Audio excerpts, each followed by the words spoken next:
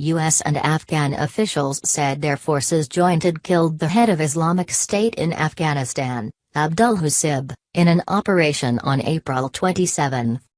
The head of Islamic State in Afghanistan, Abdul Husib, was killed in an operation on April 27 conducted jointly by Afghan and U.S. Special Forces in the eastern province of Nangarhar, U.S. and Afghan officials said on Sunday.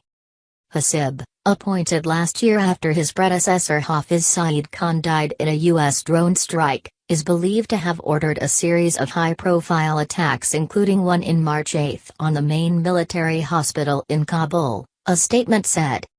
Last month, a Pentagon spokesman said Husib had probably been killed during the raid by U.S. and Afghan special forces in Nangarhar, during which 2 U.S. Army Rangers were killed, but prior to Sunday's announcement there had been no confirmation. This successful joint operation is another important step in our relentless campaign to defeat ISIS-K. In 2017, the top U.S. commander in Afghanistan, General John Nicholson, said in a statement from U.S. military headquarters in Kabul. The statement, following an earlier announcement by Afghan President Ashraf Ghani, said Husib directed the March 8 attack on the main Kabul military hospital by a group of militants disguised as doctors. Dozens of medical staff and patients were killed in the attack. It said he also ordered fighters to behead local elders in front of their families and kidnap women and girls to force them to marry ISIS fighters. The local affiliate of Islamic State, sometimes known as Islamic State Khorasan, ISIS-K, after an old name for the region that includes Afghanistan, has been active since 2015, fighting both the Taliban as well as Afghan and U.S. forces. It is believed to maintain links with the main Islamic State movement in Iraq and Syria but has considerable operational independence.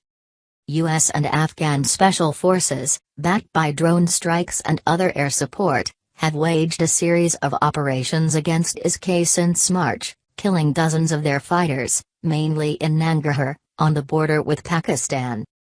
Defeating the group remains one of the top U.S. priorities in Afghanistan, and last month the United States dropped its largest non-nuclear device on a network of caves and tunnels used by ISIS in Nangarhar, killing 94 fighters, including 4 commanders.